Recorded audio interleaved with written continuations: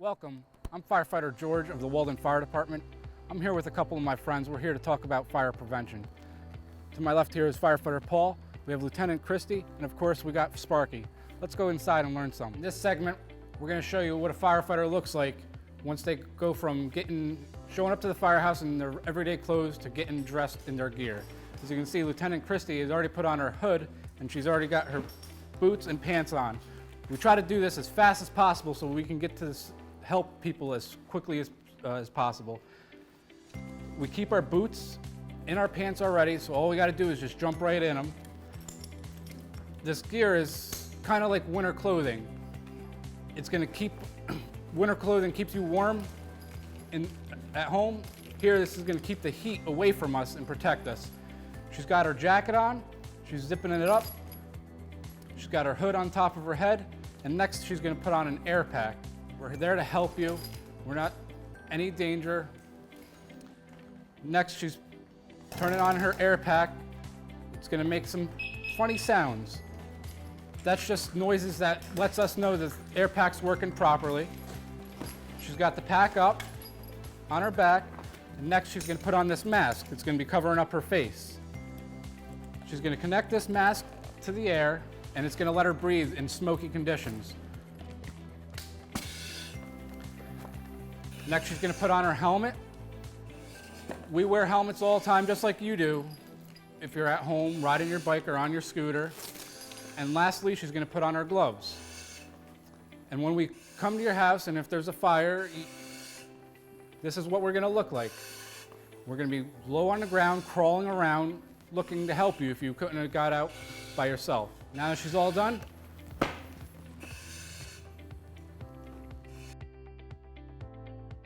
here in this segment, we're going to talk about what you do if there is a fire in your home. If you happen to be in your bedroom, we want to make sure that we can get out safely. When we go to the door, we don't want to just open up the door. We want to check the door for heat. We're going to start at the bottom with the back of our hand and feel, and slowly go up. If we do feel heat, we want to make sure we put blankets at the bottom of the door and open up our window and yell for help. If it's not that warm, what we can do next is crack the door open and take a peek. Do we see any fire or any smoke? Can we get out safely? If we can get out safely, we're going to follow our fire drill plan at home. We're going to make our way outside, go to the meeting point, and meet your family there. Now we're going to demonstrate what to do in case your clothes catch on fire. You don't want to panic. Firefighter Leanne here is going to show us stop, drop, cover, and roll. She's going to get on the ground.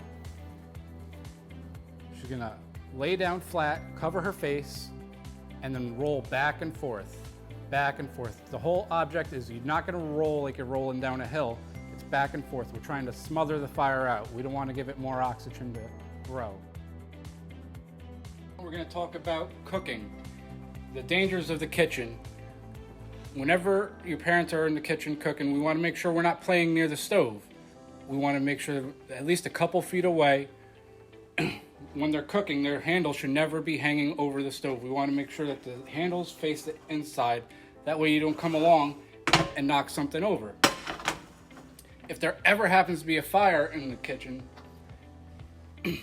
if it's a small fire, you can put it out with a wet towel just by simply throwing it over top of the pan. Or if you don't have a towel and you have a lid, you can just place the lid right on top. One thing we never want to do is put water on a fire on top of the stove. That can make things a lot worse. Hi, how are you? We are here to talk about fire prevention. This year's fire prevention program is mainly cooking, but we also are going to discuss all the things that we need to talk about with fire prevention, as we do every year. The way we stay safe, what we do in our homes, how we stay safe, how we get out. And do we all remember what number we're going to call if we have an emergency? We're going to dial 911, right? And we're going to talk to that 911 operator, and we are going to tell her what our problem is, what our name is, and where we're located. All this information is very important for her to get emergency help to us and what emergency help that you need. You should do that after you get out of your house, if there's an emergency in your house.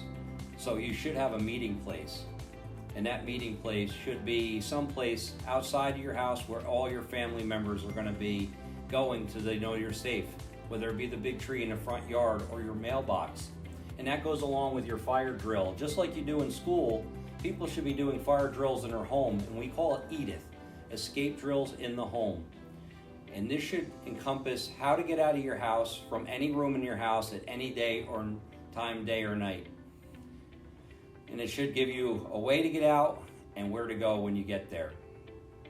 And then this way we can tell if everybody's safe, if everybody's out, and we know whether we have to find somebody or if we're just going to handle the emergency. So it's very important. And in order to know whether you need to get out or not, you need to have working smoke alarms. Smoke alarms should have their batteries changed on a regular basis unless you have one of the new ones that actually have a 10-year shelf life battery. Then you only have to worry about getting rid of that smoke detector when the battery ends. Then you just buy a new one. You don't have to get another battery. You just have a smoke detector that works until it doesn't.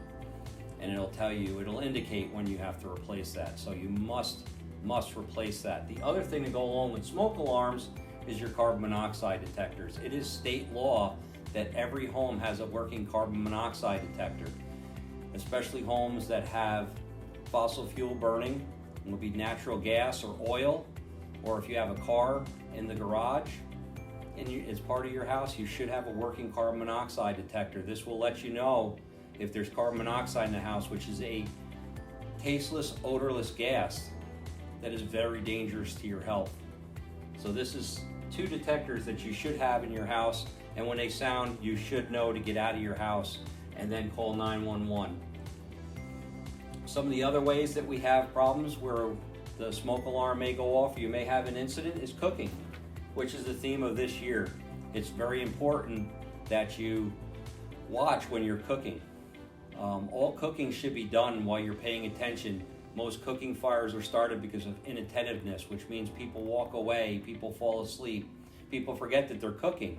So it's very important that you pay attention when you're cooking. And heating devices, it's very important each year to have your furnaces checked to make sure they're working properly so that there is no problem with them creating a fire. The same as fireplaces, make sure your chimney's clean, your flue's clean, and that they are in proper working order before the start of the season when you're going to need them. The other thing we don't have on here is candles.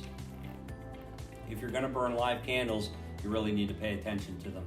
A lot of people now are using electronic flameless candles. They're great. They won't start a fire. If you're going to use traditional candles, you need to put them on something that's not going to burn and something that that you can pay attention to. You want to be able to pay attention to it, and you don't want it to run away or crack or fail and start a fire.